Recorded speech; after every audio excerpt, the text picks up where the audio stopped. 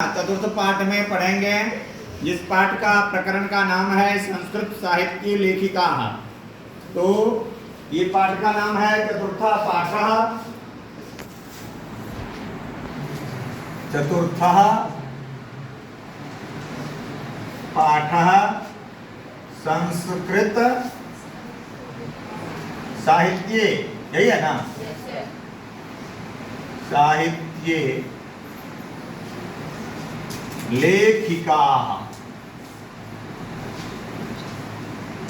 संस्कृत साहित्य की लेखिका की चर्चा इसमें की गई है। अब इसमें जो है इसमें बताया गया है समाजस्य यानम पुरुषैः नारीभिश्च चलति। समाज की यान, यान का मतलब होता है जहाज, नाव।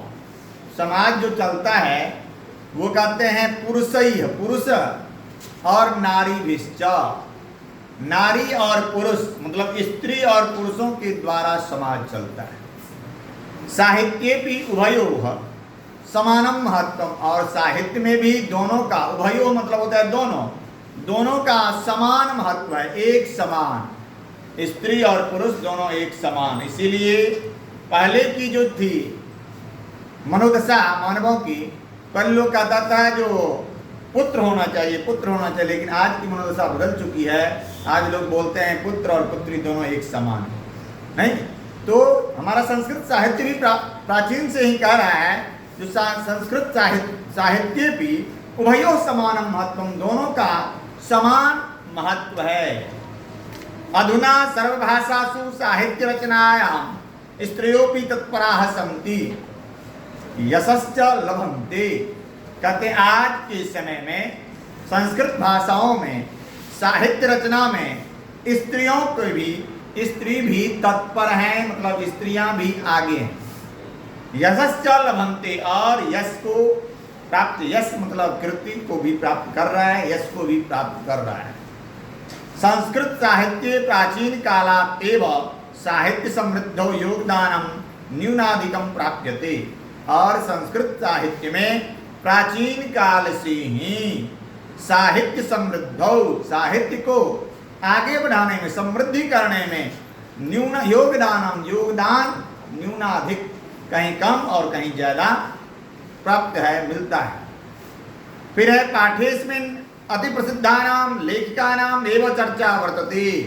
और कहते हैं पाठेस्मिन् अर्थात इस पाठ में प्रसिद्धानाम, केवल प्रसिद्ध लेखिकाओं की चर्चा की गई है वर्तते मतलब है ये ना, जिसके द्वारा साहित्य निधि पूर्णे तासाम योगदानम ज्ञायते, जिसके द्वारा साहित्य की खजाना निधि को पूर्ण करने में तासाम मतलब स्त्री नाम, उन स्त्रियों का योगदान मिलता है, जाना जाता है।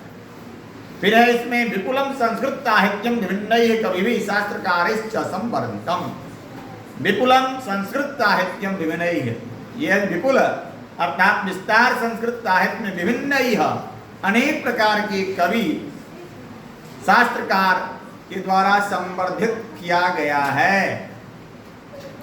वैदिक कालात् आरभ्य, वैदिक काल से ही शास्त्राणाम काव्यानाम च रचने, शास्त्रों और काव्यों की रचना में, संरक्षणे च और सुरक्षित रखने में, संरक्षण करने में, पुरुषाः यथा पुरुषा, जिस प्रकार पुरुष दत्तचित्ताः अभवन्, सावधानी पूर्वक पुरुष जिस प्रकार उनकी काव्य की रचना, शास्त्रों की रचना करते थे, हुआ करते थे, तथैव उसी प्रकार स्त्रियोपि, स्त्रियां भी दत्तावधानाः प्राप्यन्ते, सावधानी पूर्वक उस शास्त्र की रचना करने में अपनी योगदान देती है। वैदिक युगे मंत्राणाम दर्शका न केवल ऋषयः प्रत्युत ऋषिका अपि सन्ति। कहते वैदिक काल में मंत्रों का दर्शक, दृष्टा, न केवल ऋषयः, केवल ऋषि लोग ही नहीं हुए, अर्थात पुरुष ही नहीं हुए,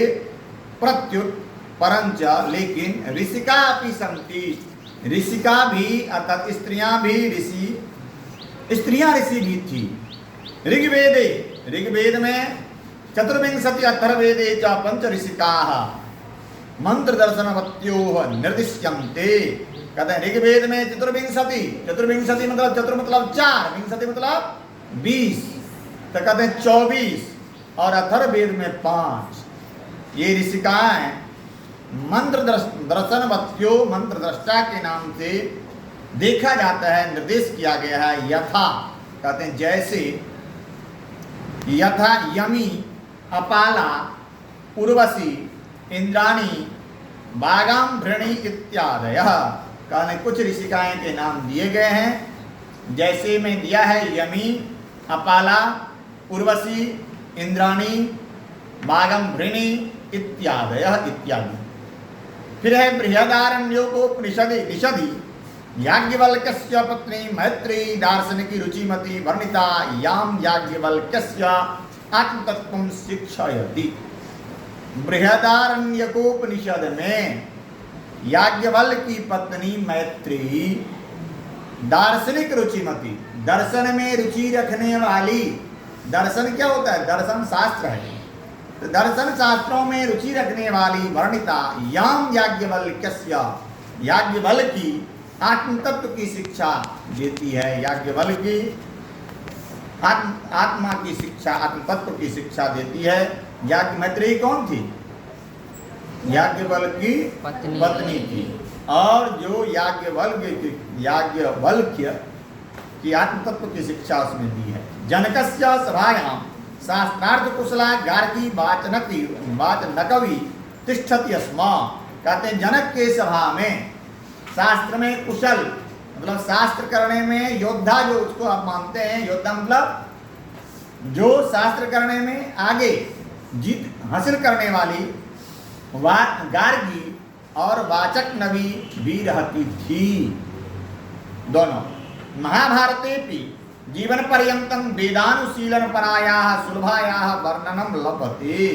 महाभारत में भी जीवन पर्यंत, महाभारत ग्रंथ में, महाभारत में जीवन पर्यंत वेदानुशीलन परायाः, वेदों में हर समय लीन रहने वाली सुलभा नाम की वर्णन, उनका वर्णन मिलता है। सुलभाया लौकिक संस्कृत साहित्ये प्रायेण 40 कवित्रीणां सार्धशतं पद्यानि स्फुटरूपेण इतस्ततो लभन्ते। लौकिक संस्कृत साहित्य में प्रायः 40 कवित्रीणां, 40 मतलब 40, 40 ना नहीं पता है, 40 मतलब 40 कवित्रियों का, सार्धशतम पद्यानि, सार्धशतम आधा और 100, सार्धशतम पद्यानि पद्य स्फुट रूपेण मतलब पद्य को बताया गया है। इतस्ततो लभन्ते, एक जगह नहीं है लेकिन इधर उधर प्राप्त होता है, जगह जगह इस ग्रंथ में कुछ, उस ग्रंथ में, अलग अलग ग्रंथों में प्राप्त होता है, मिलता है। तासु विजयांका प्रथम कल्पा वर्तते, उन कवित्रियों में विजयांका जो है सबसे पहला नाम उनका आता है। किसका? विजयांका का। ये आपकी परीक्षा में ये सब पूछा जाता है, इसको थोड़ा हेडलाइन में कर लेना है। फिर है साच श्याम वर्णा आसीत इति पद्यनाना स्फुटी भवति। कहते हैं वह श्याम वर्ण की थी। श्याम मतलब श्यामला, श्यामला, काला नहीं, काली नहीं, काली अलग होती है, श्यामली अलग होती है। तो कहते हैं श्याम वर्णा आसीत थी, पद्य अनेना स्फुटी भवति, पद्य के द्वारा ये स्पष्ट होता है कि वो विजयांका का रंग जो था वो श्यामला, श्यामली थी, श्यामला। फिर है नीलोत्पल दलत श्यामाम विजयांका नाम अजानता वृथैव दंडिना प्रोक्ता सर्व शुक्ला सरस्वती। आज की कक्षा यहीं समाप्त करते हैं, क्योंकि अब